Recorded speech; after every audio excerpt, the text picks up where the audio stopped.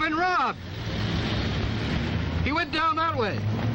Young kid with a gun. This is Radio 227. I got a robbery just occurred at the liquor store at 14th and L. The suspect is a white male, about 20, wearing a red plaid jacket, and he is armed. He ran into an alley in the 1400 block of L Street. Young I'm puppy in went down pursuit that way. and request assistance.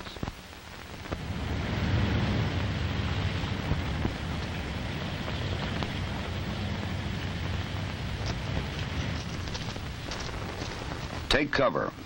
A basic rule for survival against hostile fire. This officer advances warily, selecting possible cover as he moves.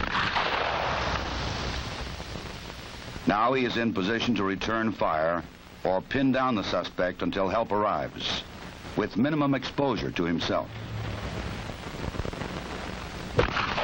Defensive firearms training, shooting for survival, normally follows basic instruction in single and double action revolver shooting. It stresses proper use of cover and the firing positions from behind it. One-on-one is a good method of defensive firearms instruction. The coach or instructor can correct stance or grip before the pupil continues.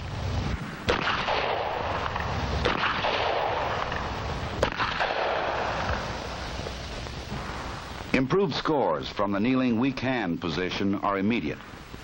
The result of correcting the pupil's bent wrist and forearm are obvious and satisfying.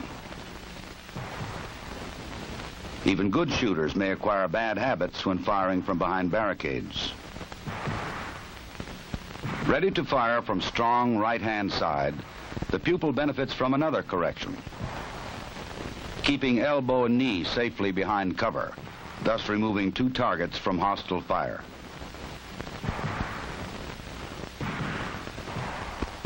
He fires a good pattern with a minimum of bodily exposure. Each firing range may set up its own course, but defensive firearms training objectives remain. Teaching the application of basic shooting techniques to confrontation situations. Failure to provide a firm base when shooting from cover makes for inaccurate shooting. Legs spread too wide to provide a tempting target for an assailant. Now the shooter can fire safely from a steady rest, putting all his shots in the kill zone and using the barricade for maximum cover. This is shooting for survival.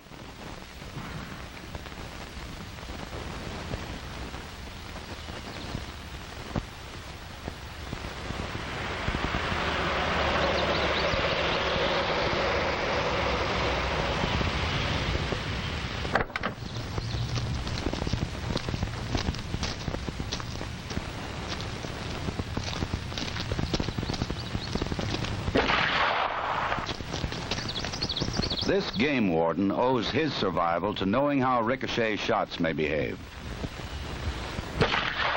The bouncing bullets that can kill a man even when he believes himself safe under cover, behind this car or this one. In this demonstration, the instructor aims at a clay pigeon well in front of the car. The rifled shotgun slug does not leave the roadway like a rubber ball at the same angle that it hit. It has ricocheted almost parallel to the ground to pierce the target under and behind the car. Safety lies only in putting a solid object like the wheel or engine of the car between you and your assailant. Let's review this surprising effect again. While a rubber ball thrown to the ground would bounce upward at the same angle, a bullet ricochets almost parallel to the hard surface struck.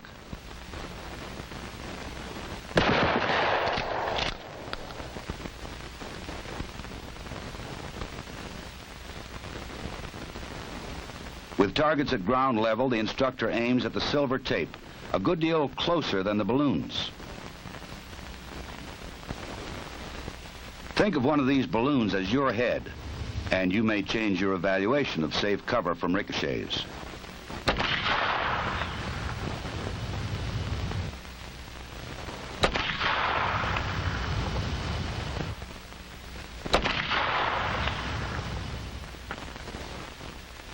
The same principle maintains when a bullet ricochets from a hard vertical surface.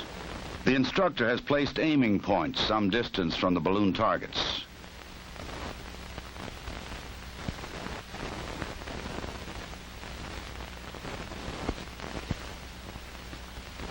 Think of yourself taking cover around the corner, exposing yourself only minimally and momentarily.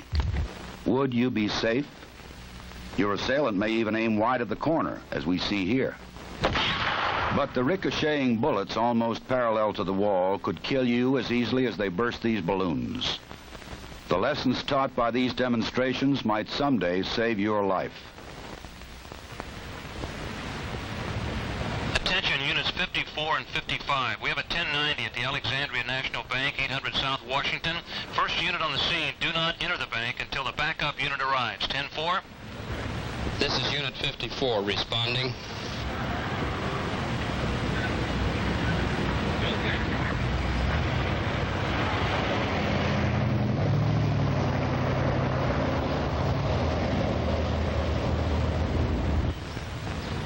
Many police departments now authorize shotguns to be carried in patrol cars. As a safety precaution, they usually have no shell in the chamber. Officers not yet fully trained in shotgun handling may forget to release the action so that they may charge the weapon. Sometimes this fumbling causes only a momentary delay, but in an unexpected confrontation, these seconds could be vital. Shotgun instruction, especially with newly issued weapons, must begin with thorough training in gun handling and loading. Releasing the action must become a reflex move, even under stress.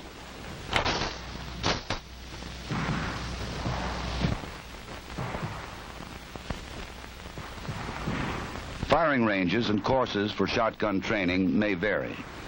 All, however, would qualify the shooter in two basic positions. Offhand aimed fire is best suited to longer ranges.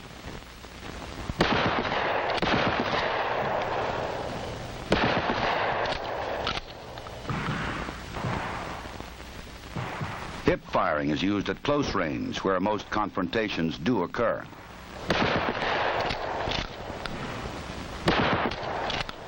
The shooter must know the shot pattern of his weapon to be aware of the safety limits of various shotgun loads.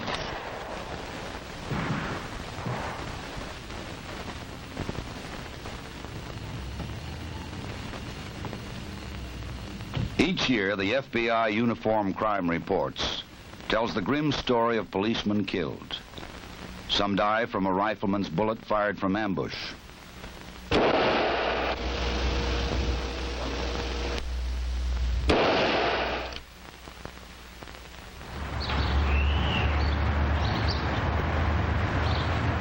Some die at a closer range, often while performing routine duties.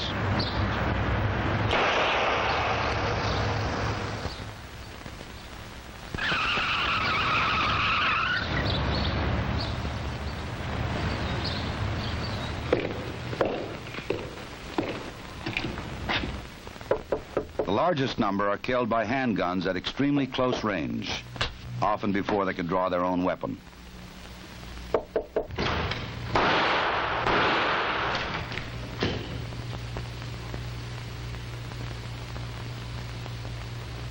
Close combat pistol courses meet this challenge by training shooters to fire at targets as close as 3 feet. They will, however, include firing positions used for fast, accurate shooting at slightly longer ranges, from 7 to 15 yards. The point shoulder position fired from a crouch uses the arm as a pointer, with the front sight as the tip. It should form a straight line from shoulder to front sight without bending elbow or wrist, which would deflect the shot.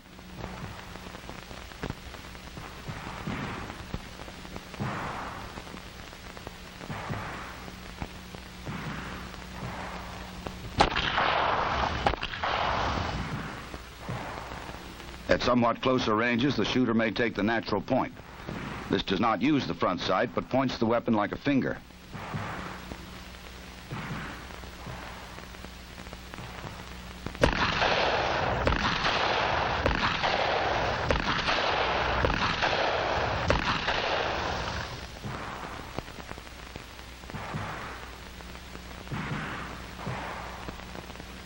Also fired from a crouch is the hip position.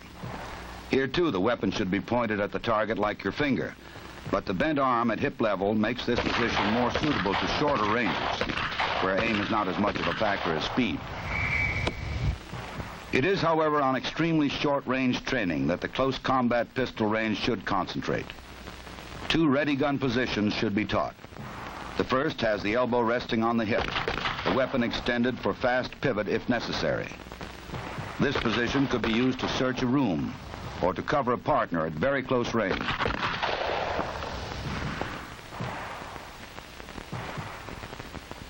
Another ready gun position is fired from the hip. This protects the shooter from the danger of being disarmed at close quarters. After close combat training, you should fire groups like this. Without it, the records show many instances of clean misses in close combat situations, and all too often you get no second chance. To provide a practical and competitive exercise in close combat, the FBI firing ranges in Quantico, Virginia, have constructed a prototype dueling course. Okay, gentlemen, on the line, start walking.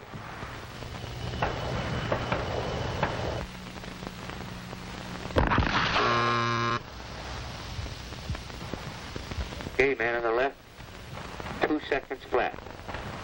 On the line, start walking.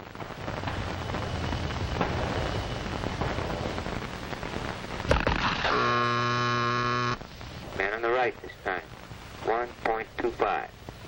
Start walking. The final firing position is 21 feet from the bladed targets.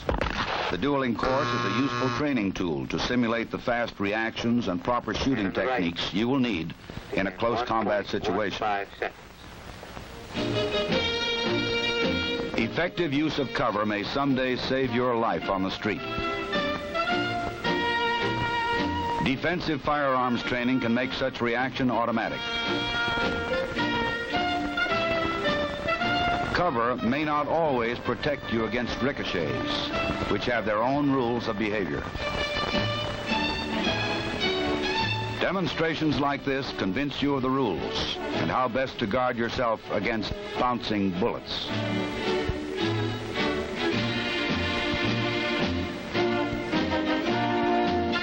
Many law enforcement agencies have authorized the use of shotguns.